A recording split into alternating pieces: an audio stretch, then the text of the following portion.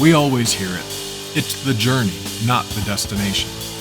But sometimes we need a destination. It's a goal, something to strive for, to aim for. It's a cardinal direction which propels us on the journey in the first place. Sometimes that destination is 1,000 miles away, and sometimes it's right around the corner. Some of these destinations are part of the natural world and have been there far longer than the human race. Others have been invented, created, and built for the eye to admire, or to feed the hungry belly. My personal favorites are the places that came together through an act of defiance, standing out from the mainstream and becoming something to truly behold.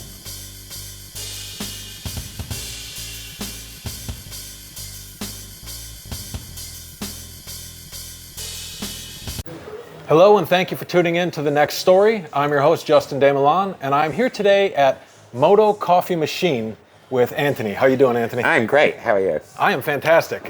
What a lovely place you have here. Oh, thank you very much. So tell me about, this is a very, very unique concept you have. So tell me what it is and how this came to be. It is a motorcycle accessory shop with, I also have a number of generally vintage or special motorcycles for sale as well. So it's a fairly full-service motorcycle shop where you can buy all the gear you need, so helmets, jackets, boots, gloves. But we also have a really good coffee counter in it. It's a real coffee shop. Yeah, there you go.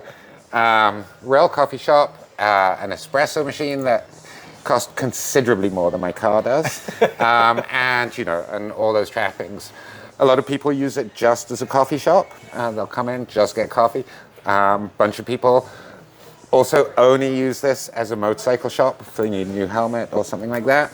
But generally, there's a large amount of crossover. A lot of the coffee people like hanging out around the motorcycles. Yeah. And obviously, motorcyclists really like to come to a place where they can get a coffee and hang out with other riders and, just talk bikes. Yeah. This space used to be my graphic design studio. I'd had that studio for about 10 years. I moved into this space really because graphic design had become a very insular activity. You're behind a computer, you're just clicking and pointing all day long. That's all you ever do. But when I first saw the space, I thought this would make an amazing motorcycle shop. Yeah. Because it's big, and I just, something about it really captivated me, and I can never really get rid of that thought. So I brought one of the bikes in, and I was restoring it, mostly at night, where I would, I'd work during the day, put my kids to bed, and then come into the store and work on the bike for 4 or 5 hours, and people would start coming in, talking about the bike, and I realized, well, it's that's a really fun part of my day, is talking about the bike with people who come in, and it was very disruptive because I'd have to leave my computer and talk about what I was doing. So I realized I want something else to subsidize my expensive hobby, which is gear sales. I also, I'm half Italian, so I've always drunk coffee. Okay. And in fact, it was only when I had my own children that I realized that you don't give infants coffee, but I didn't know that from my own experience. I've always drunk coffee. It used to be when I was an infant, it was very milky coffee, and it got stronger and stronger over the years till finally now I'm an espresso guy. So I really wanted the coffee and the motorcycles together, which seemed, when it was in the realm of fantasy, it seemed very normal. And why wouldn't you do that? Yeah. And after about 10 years of kind of fantasizing / planning this, I decided, I'm either going to be that guy with the dream that, when I'm 100 years old, I'll say, I wanted to do that when I was, or I'll actually do it. And so one day I just decided to do it. It was only really when I had fully decided to do it, I realized this is a bonkers idea, but it's really fun. What you just said about, turning a dream into a reality, I know I read something not too long ago saying something about, don't end your life, don't go to your grave with dreams. end it with memories. What a beautiful way to put it. Right? Yeah, that's exactly right. This is a collection of, my major passions. Yeah. Yeah. It's a wonderful blend that I feel like most people, myself for sure, would have never thought to put it together. But you walk in here and it's seamless. It's like the second you hear about it, and you're like, what? And then you walk in, and you're like, I get it. This makes perfect sense all of a sudden. Right. It's I'm very close to the project, so it's very rare that I really see it as an outsider, but it's happened like 2 or 3 times in the last 10 years that I'm sitting at a table and I'll suddenly think, oh, this is kind of cool and it kind of works. Obviously, I had to meet with the building inspector and get make sure everything was within zoning regulations. And it took this guy about half an hour to figure out what I was doing. I was like, motorcycles and coffee. And he's like, wait a minute. Motorcycles, yeah. So anyway, we did work that bit out. But yeah, there was people were very interested. I got, pretty much every brand that I have in the store came to visit at the beginning. They were like, all right, now I get it. We got to see it for ourselves. Right, yeah. It's a much more lively space than it would be if it were just the motorcycle shop. Well, the caffeine. Exactly. Everyone's hopped up on caffeine. They can't keep still. And I know that feeling, like what some of them is like, I got to see this for myself. I think we found you on Instagram and was all like, I got to see this place. This is such a cool concept. Right. We're here in Hudson, New York, right on the Hudson River. Were you originally established here, or did you found this? You said you were starting with your graphic design. Did you hunt out a specific place, or were you already in Hudson? No, I was already in Hudson, and it's an amazingly happy coincidence. It's a city that has got largely forgotten in the 70s and 80s. Okay. So there's a lot of old buildings that are generally falling down, and I like that kind of I like that aesthetic of the it's fairly gritty, and things are falling apart. A lot like me really. I moved into this building really as for my graphic design business, and I didn't really realize how good the writing is around here at the time, but then it became very clear to me there's amazing roads around here. There's very little traffic. If you can stay clear of the deer and the cops, you have the road to yourself, and there's some of this rural Department of Public Works stuff that happens where if the Department of Public Works don't use their budget for 1 year, their following year budget will be smaller. So towards the end of budget time, they start resurfacing all the roads, and everything becomes a racetrack. Oh, and beautiful. It's really beautiful. Despite the fact that winters here are still fairly real, sure. The roads are in amazing condition. And riders share that knowledge amongst each other. So we all know when a road has been recently resurfaced and is really nice and smooth, everyone's out there. I'm glad you brought that up because this is actually part of how this show even got started is because I moved out here from Las Vegas, just a lot of long straightaways, which is fine, but you like to have a little fun riding. I had no idea what the riding was like when I moved out to the Hudson Valley. And it's like, it is incredible riding all over here. Yeah, it's wonderful. It really is. You can find these roads that, I think elsewhere in the country might be famous roads, like Tail of the Dragon or Back of the Dragon, things like that. But you have amazing roads that, it's just County Route 13. Plus the scenery is really nice. Yes. And, there's a lot of good stuff to look at. It is. It is beautiful. Everybody talks about the fall, and the foliage year round. It's beautiful year round. Yeah, it really is. And there's great deal of variety. Yeah. And you get these, there's a lot of hilly areas, some wooded areas, and again the seasons. I come from London where they're not really seasons. You've got a cold, rainy day or the slightly warmer rainy day, and that's your winter and summer. But here with the seasons, I really enjoy them.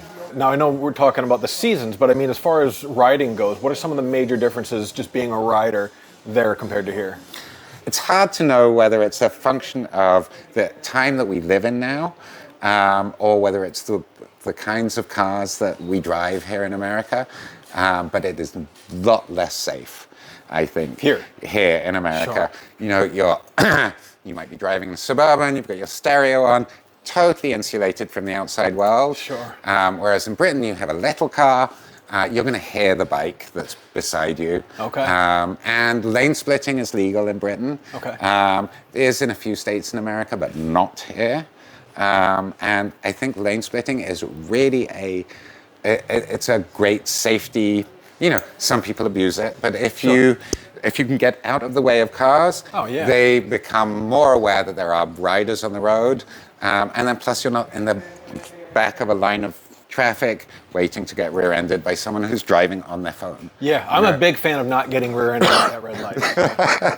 Yeah, you know, that's, well, we have that in common there. Yeah, right. Yeah, you know, always a plus. I think what you say about the cell phones too is right. I mean, I know I've been in an accident caused by somebody on their cell phone, and it's just, Sorry to hear that. It's too much distraction. It really is with everything else. So that was an interesting point that you brought up, though, about the cars are smaller, and I know places I've traveled, it seems the United States is big on automatic transmissions, and it seems to me, I haven't been all over the world, but it seems to me we might be the only country that's really big on the automatic transmissions. Yeah. And I feel like with a manual transmission car, you're much more engaged in what you're doing and paying more attention to it. Absolutely. Yeah, that's spot on. And, you know, and the cars are getting more and more autonomous. You know, you sit there, you're not really driving. You're a passenger who's holding onto the steering wheel. While that can be good for some people, it's not really good if you're outside that car, because, you know, as a driver, the driver is a lot less aware of what's going on. For anybody that wants to be able to track you down, what's your address here? It is 357 Warren Street, Hudson, New York, 12534. Excellent. So now if people want to call ahead and see if you've got a helmet in their size or anything, you got a phone number? Yep, it's 518-822-8232. Okay, and you have a website as well? No. Social there media. is no website. There is a splash page which has an email link and an address link. So if you forget any of the stuff, just go to motocoffeemachine.com. But even though I have a lot of experience building websites, I realized this is a place where you really need to come here, touch the jacket, try the helmet on. I agree. Get on your bike, ride out here, trade out your old gear for some new stuff, and get to drinking some coffee. Right, exactly. And what social media sites are you on? Instagram is Moto Coffee Machine. We're definitely here every day of the week. Okay. 8 a.m. to 6 p.m., 7 days a week, and, you know, pretty much 365 days a year. Nice. We generally close early on Christmas Day and early on Thanksgiving Day. But other than that, we're open every day. So you still come in for the holidays and get your caffeine surge on before you got to go deal with the family? Exactly. All right. Yeah. All right, Anthony. Thank you very much for having me here. Thank you very much. I appreciate it, and I'm looking forward to seeing in the future what's going on here. Great. Thank you so much. Thanks.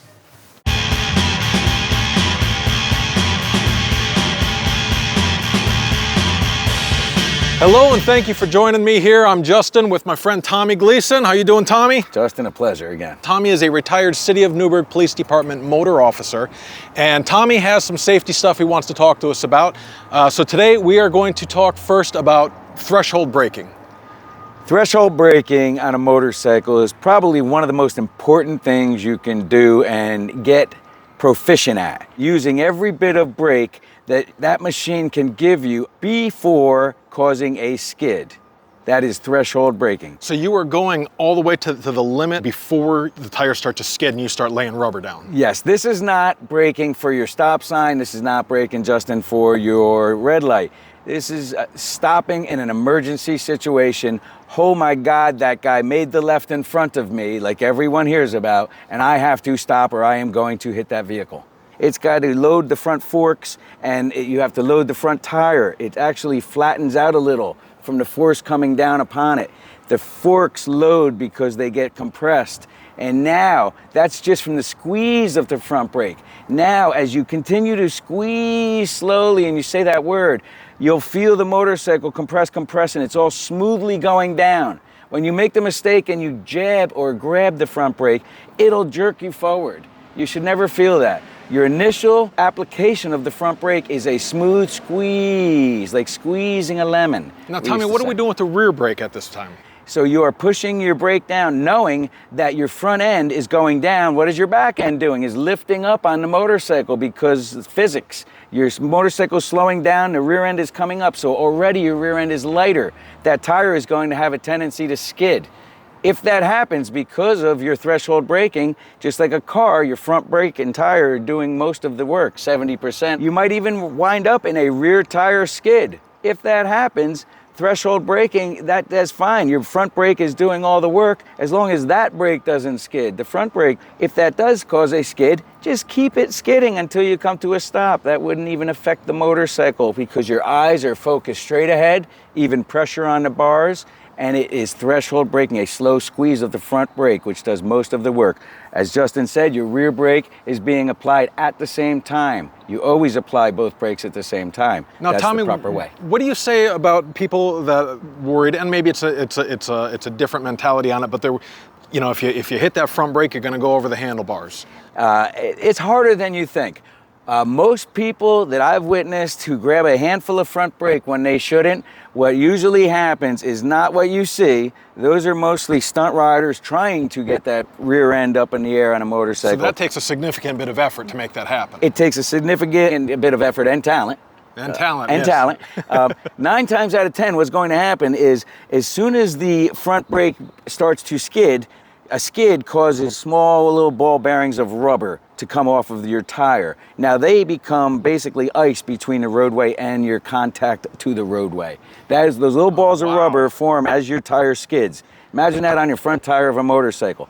Now the motorcycle will usually go boom out that way because you have a slight lean one way or the other. Remember, tires are round on a motorcycle, not like a car tire. That's why they turn by pressing and leaning. Okay? Car tire is square, turn like this. Motorcycle tires are round. Imagine a canoe. You lean on it and it goes, right? Canoes don't have a square bottom. Excellent. Analogy if it worked for you. Beautiful. So Tommy, in a demonstration of threshold braking, we can see the difference between braking with the rear brake, braking with the front brake, and braking with both brakes. Absolutely. I could come by here to set speed, Justin. We could set up a couple control cones. I'll apply the front brake, and you can put a cone where I stop. We can do the same at the same speed with the rear brake only, and you can put a cone where I stop. And then I'll come through, same speed, both brakes, and I will brake threshold braking. All will be threshold braking. I'll try to stop as quickly as I can with that brake, but they'll all be alone until I do both together, and you'll see why you brake with both. Excellent. Appreciate it. Thank you very much.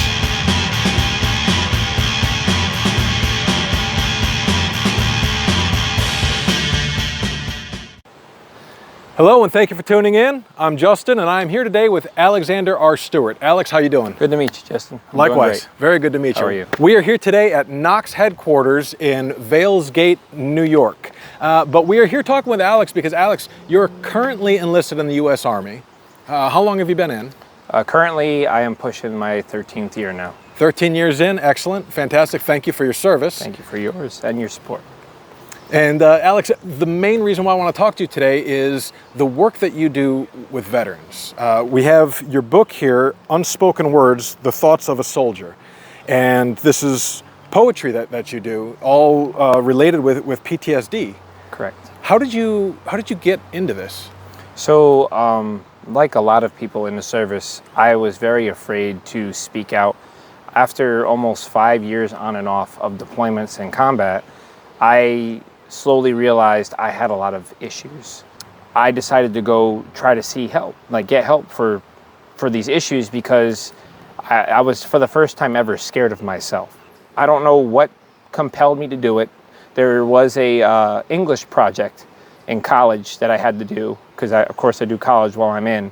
And they had told me to take my favorite poem, which is called Dolce et Decorum Est. It's a World War I poem. And create a poem off of that in that style. So I created a poem called Alarm, which is the second poem in my book. And when I wrote it, I finished and I handed it to my spouse. And now I had been with my spouse already for 10 years. And she knew I had post-traumatic stress disorder, but she didn't really understand what that meant. She knew I had a lot of things going on, thoughts in my head, but she didn't really understand me. I handed her this poem, and within, I'd say, 15 seconds of her finishing it, she just started crying. And then she just looked at me and she asked me, is this what it's like? Is this what you feel? And I had this kind of epiphany that through me writing these words down in a way that I was able to write them, I was able, for the first time in my life, to get empathy, not sympathy, but empathy from someone who actually cared about me. And it immediately pulled me out of that dark space. Because now not only did I have, someone who's my best friend in life, but my partner who actually understood what was going on in my head. And to have that for the first time in 10 years was fantastic. Yeah. So then what I just started doing is I wrote more down as I was sitting there, and when everything gets quiet, that's when the thoughts start coming in. Sure. So I started writing them down instead. And then it just ended up being a collection of 20 small poems. And I had told myself, I have to do something with this, because I had seen what it did for me. So then I reached out to a couple vet organizations, and before I even published the book, I gave them a couple poems. And I said, hey, let the vets see these. See what happens. Everybody unwillingly, but had feelings pulled out of them that they have been trying not to feel for years. And I apologized to the people that, tested them out for me. And they're like, no, you don't get it. Once those feelings were out, they were surrounded by other people who understood it. And they were actually able to talk through stuff. And some of these guys process things that they've been keeping silent for 10, 15 years.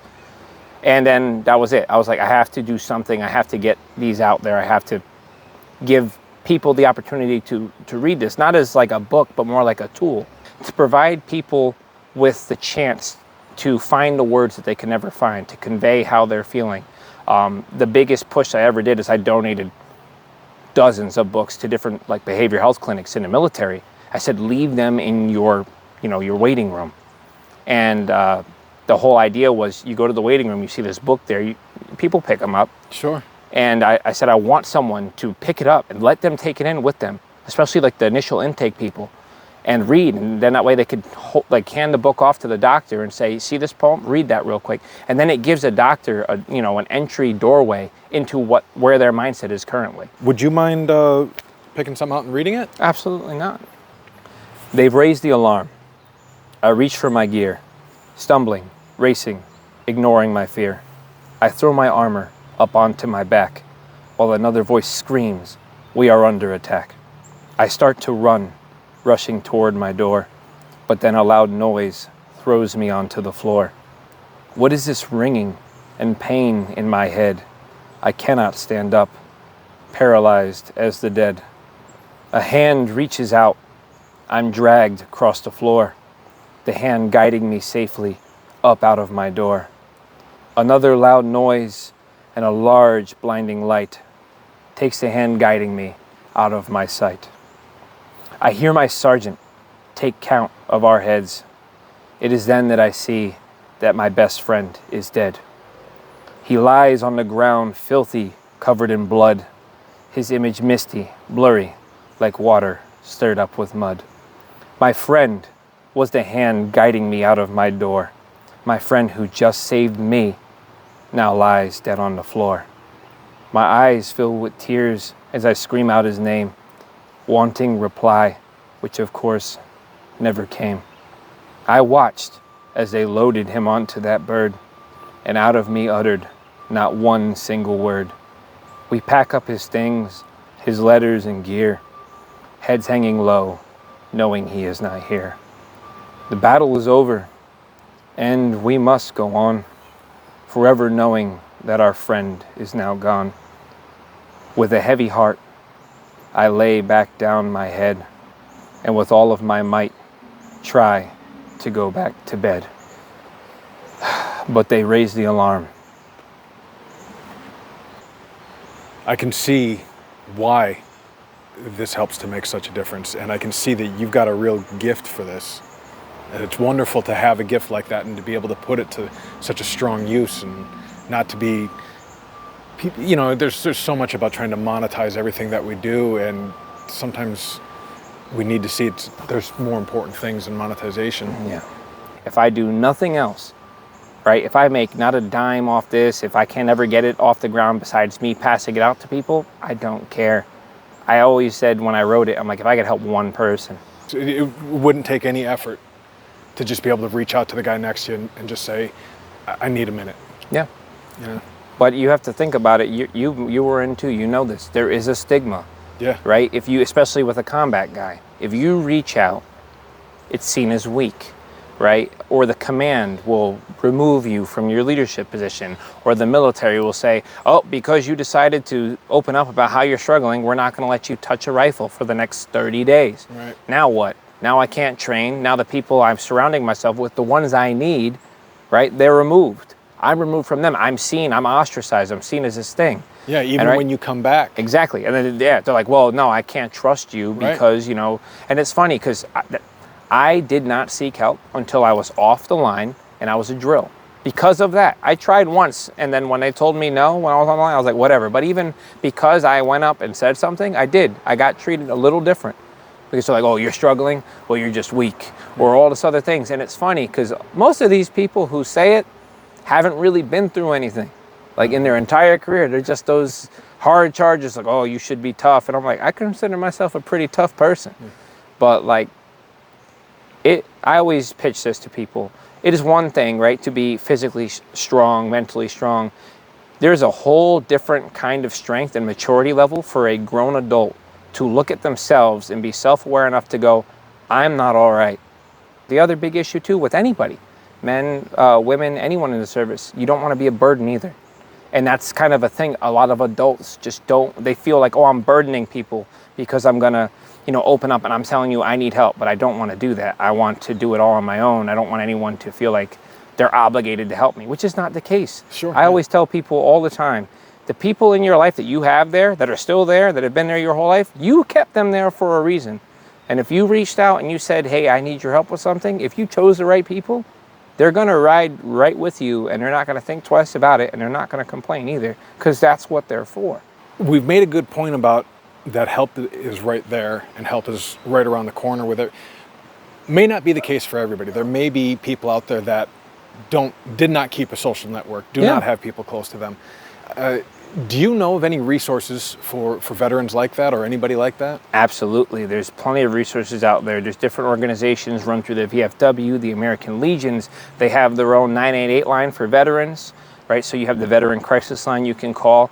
And then all you have to do is reach out to those local veteran organizations. They have all of these programs on standby. There are programs such as Bridges in Rockland, New York, where they will help you, if you're a veteran, readjust to civilian life, get a job, figure out all of that stuff. That is literally what they exist for. There's other organizations, like I have a friend who runs Crazy Cat Lady for vets, which sounds funny, but she's a PhD who actually does written and spoken word. So this, right, in a group, you know, kind of like a therapy, but not a therapy, a group writing and reading session, and they'll go for hikes, and then they'll write like in the top of the mountains and do all this stuff. That's really cool. Yeah, but at the same time, every single person around you is a vet. The doctor herself is an Air Force Purple Heart recipient that was discharged for traumatic brain injury. Oh, wow. So like, now, is that Crazy Cat Lady under like Instagram and Facebook? yeah, absolutely. You can find her on Instagram. You can find her anything. Her name is Dr. Marianne Raguso, but her organization is called Crazy Cat Lady for Vets. Excellent. She's on Instagram, Facebook. She's a personal friend of mine. She actually just I do free veteran forums every month. So if they can't find anything else, if anyone's looking, you just find me on any social media. I was able to work with the library. Every month I do a free veteran forum on the last Sunday of every month, and I bring in. Where is that? It's on Zoom, just so virtual. Okay, and so they can find that? My Instagram, so Alexander R Stewart on Instagram, Alexander R Stewart, author and speaker on Facebook. But what I did is I found all of these people for everyone to come in, and it's a forum. It's free. You just got to register. You get a Zoom link. You come on, turn your camera off, change your name. I don't need to know who you are, but I'm bringing on PhDs, famous veterans, podcasters. Mike Halpin is coming on later this year. Fantastic. Yep. So I have Combat Customs coming on, and he's going to talk about the importance of brotherhood and camaraderie when it comes to healing. If anybody wants to get a hold of your book, what's the best way for them to do that? So I don't charge anything extra. If you want to just get it from me, I even sign it and send a bunch of free stuff. So if you just reach out to me on any of my pages, it's also available on Amazon, online at Walmart, Target, Barnes & Noble, basically any place that has a book. Alex, thank you very much for taking the time to Thank talk you for having with me, brother. Absolutely. Hello, and thank you for tuning in to another episode of The Next Story. I'm your host, Justin Damilan, author of I Almost Forgot to Kill You, available at my website, twowheeltimetraveler.com, or directly at Amazon, where you can find it in both paperback and ebook formats. I'm going to read you a small excerpt from this book, trying not to give away too many spoilers in the process, but that's all right. I think you'll like it. The moment I'm allowed to return to duty, I start looking for my attacker. There's no question in my mind he's searching for me, so I can either find him first or simply make my presence known and let him come to me. As the only active motorcycle patrol officer in the city, it isn't difficult to fly my flag. After our beginning of shift read-off, I head straight to the garage and start prepping the patrol motorcycle. The small access door from booking to the garage swings open, and Sergeant Knox stands there looking at me. I give him a quick nod as I double-check my gear. "You sure you're good to ride?" He looks at me warily, searching for reassurance more than anything else. "Sarge, it was honestly little more than a scratch. See for yourself." I pull up my uniform shirt, exposing the cut along my side. It's healing quickly. I barely even notice it's there. This is a lie. "All right, and what about your headspace?" "I'm fine." I tuck my shirt into my pants and readjust my belt. "I just want to get back to work." Sergeant Knox squints at me and a smile crosses his lips.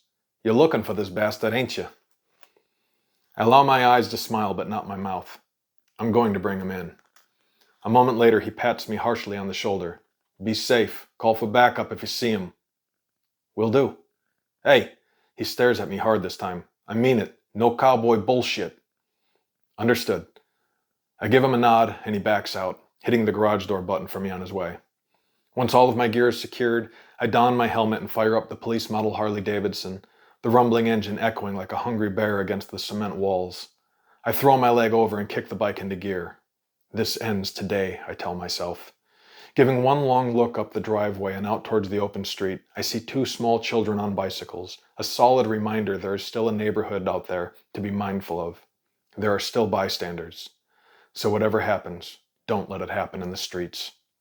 I begin a slow cruise through the bruised and battered streets of the city, revving my engine periodically and casting an eye towards all the usual dealers standing at their corners, trying with minimal effort to look inconspicuous. The occasional youth hikes up his low-slung pants as he sees me, preparing to run if I chase, and relaxing as I cruise past. For the first hour of my shift, I move slowly enough to only make a single lap around the spots where I might expect to find my quarry. Just as I'm about to begin a second round, I see a figure in baggy black pants and a white tank top, his agile, muscular arms exposed. I notice a bulge near his waistband, and upon seeing me, his hand caresses it reassuringly as he gives me a familiar smile. It's him. Aiming the handlebars towards him, I give the engine a growl with my left foot planted on the pavement. Just as I give a second rev, he smiles and runs around the corner. I kick the bike into gear and peel after him, the rear tire skidding before grabbing hold and sending me flying down the street. As I round the corner, he disappears down an alleyway which I know leads to a dead end. Cranking the throttle, I fly towards the alley and stop the bike just before the corner. I dismount the bike and carefully step towards the building's edge. As I turn, I see him standing at the entrance to an abandoned 3-story brownstone, waiting for me. He smiles again before ducking into the building. I'm chasing the rabbit, knowing I shouldn't, but I'm determined to catch my prey. All right, that's it for now. Thank you for listening, and I will see you on the next episode. Thanks.